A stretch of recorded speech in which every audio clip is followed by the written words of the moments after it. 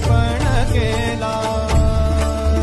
देह विठ्ठल देह विठ्ठल देह विठ्ठल विठ्ठल झाला, देह विठ्ठल विठ्ठल झाला। आषाढी एकादशीच्या दिवशी लाखोंच्या संख्येने वारकरी भक्त पंढरपूरमध्ये विठ्ठलाच्या दर्शनासाठी दाखल होतात।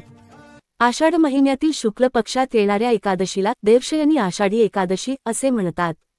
आध्यात्मिक व धार्मिक दृष्टिकोनातून या दिवसाला खूप महत्त्व आहे।